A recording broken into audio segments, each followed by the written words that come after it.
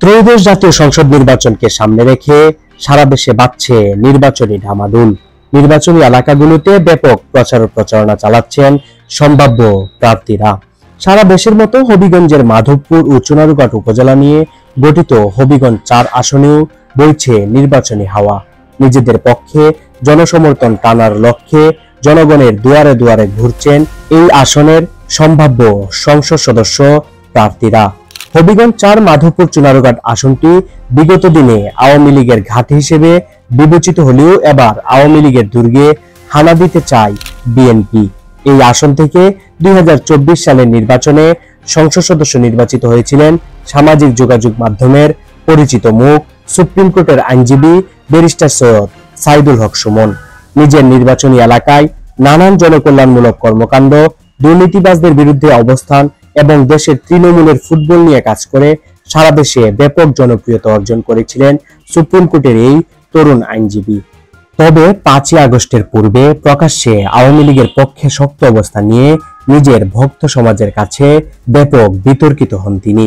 বর্তমানে তিনি বেশ কয়েকটি মামলায় কারাগারে রয়েছেন। ব্যারিস্টার সুমনের আগে এই আসনের ২ বারের সংসদ সদস্য ছিলেন সাবেক বেসামরিক বিমান পরিবহন ও পর্যটন প্রতিমন্ত্রী সুপ্রিম কোর্টের সিনিয়র আইনজীবী অ্যাডভোকেট মাহবুব আলী। বর্তমানে তিনিও বেশ কয়েকটি মামলার আসামি হিসেবে কারাগারে রয়েছেন। এর আগে এই আসনের সংসদ সদস্য ছিলেন সাবেক সমাজ কল্যাণ মন্ত্রী ২১শে পদকপ্রাপ্ত ভাষা সৈনিক প্রয়াত এনামুল হক মুস্তফা শহীদ। আসনটি থেকে ১৯৯৬ সালের ফেব্রুয়ারির নির্বাচনে বিএনপির কোনো প্রার্থী হিসেবে শেষবারের মতো সংসদ সদস্য নির্বাচিত হয়েছিলেন হবিগঞ্জ জেলা বিএনপির সাবেক সভাপতি সৈয়দ মোহাম্মদ ফয়সাল। এই আসনে জাতীয় পার্টি থেকে ২ বারের সংসদ সদস্য ছিলেন সাবেক কৃষি প্রতিমন্ত্রী, মুক্তিযুদ্ধে মানবতা বিরোধী অপরাধে অভিযুক্ত সৈয়দ মোহাম্মদ কায়সার। আসন্ন ত্রয়োদশ জাতীয় সংসদ নির্বাচনকে সামনে রেখে এই আসন থেকে বিএনপির মনোনয়ন প্রত্যাশী হিসেবে যাদের নাম আলোচনায় রয়েছে তারা হলো হবিগঞ্জ জেলা বিএনপির সাবেক সভাপতি, আসনটির সাবেক সংসদ সদস্য শিল্পপতি সৈয়দ মোহাম্মদ ফয়সাল।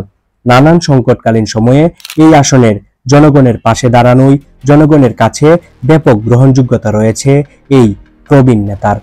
এই আসন থেকে বিএনপির মনোনয়নে নির্বাচন করতে চান সুপ্রিম কোর্টের আইনজীবী, বাংলাদেশ জাতীয়তাবাদী আইনজীবী ফোরামের কেন্দ্রীয় নেতা অ্যাডভোকেট আমিনুল ইসলাম। আওয়ামী লীগ আমলে বিএনপি নেতাকর্মীদের আইনি সহায়তা দেওয়ার মাধ্যমে আলোচনায় আসেন এ আইনজীবী নেতা।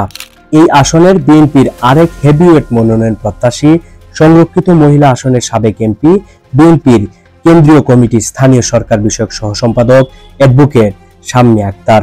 দলের দুর্দিনে রাজপথে তার লড়াকু ভূমিকার জন্য তৃণমূলের কাছে জনপ্রিয় তিনি।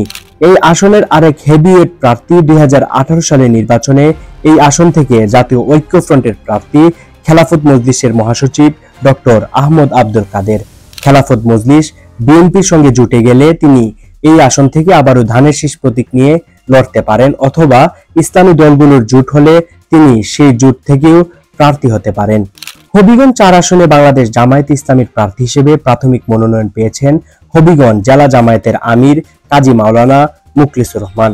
এই আসনটিতে জাতীয় পার্টির মনোনয়ন নিয়ে নির্বাচন করতে পারেন জাতীয় যুব সংহতির কেন্দ্রীয় সদস্য সচিব আহাদুদ্দিন চৌধুরী শাহিন। দর্শক, কেমন লাগলো আজকের ভিডিও? পরবর্তী ভিডিওতে কোন আসনের নির্বাচনী হালচাল জানতে চান জানাবেন কমেন্ট বক্সে।